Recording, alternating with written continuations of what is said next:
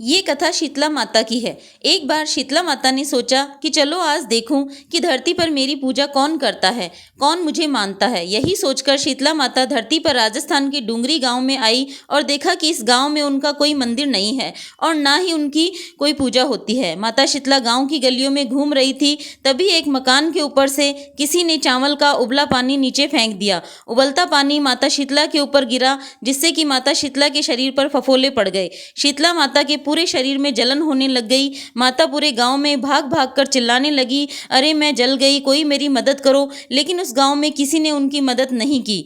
वहीं उस गांव में अपने घर के बाहर एक कुम्हारन महिला बैठी थी। उसने देखा कि वह बूढ़ी माई पहले से ही बहुत जल गई है। उसके पूरे शरीर में फफोले पड़ गए हैं, पूरे शरीर में तपन हो रही है, जिसे वह सहन नहीं कर पा रही है। उसने बूढ़ी माँ से कहा कि आप यहाँ आकर बैठ जाओ, मैं आप पर ठंडा पानी डालती हूँ। कुम्हारन ने बूढ़ी माई पर खूब सारा ठंडा पानी डाला और बोली, मेरे घर में रात की बनी राबड़ी रखी है और दही भी है, आप यह दही राबड़ी खा लो।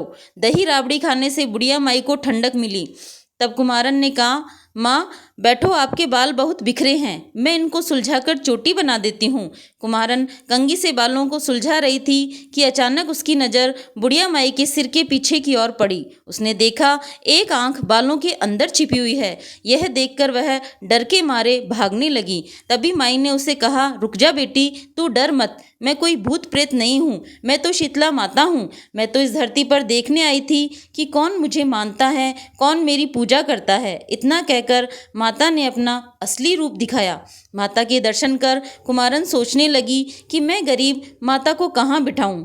माता बोली कि हे बेटी, तू किस सोच में पड़ गई। कुमारन ने हाथ जोड़कर आंखों में आंसू बहते हुए कहा कि हे माँ, मेरे घर में तो चारों तरफ दरिद्रता है, मेरे घर में ना तो चौकी है ना ही आसन, मैं आपको कहाँ बिठाऊं। तब शीतला माता कुमारन के घर पर खड़े एक गधे पर बैठ गई।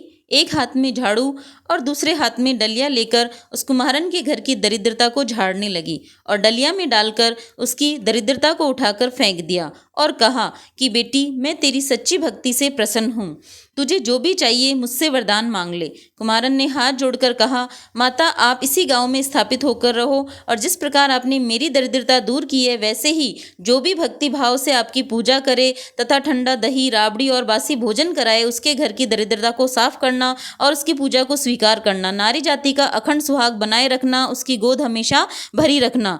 जो पुरुष इस दिन बाल ना कटवाए और धोबी के यहाँ कपड़े ना धुलवाए, उसके व्यापार को भी खूब बढ़ाना। तब माता ने तथास्तु कहा और उस कुम्हारन को वरदान दिया और ये कहा कि मेरी पूजा का विशेष अधिकार केवल कुम्हार जाति का ही होगा।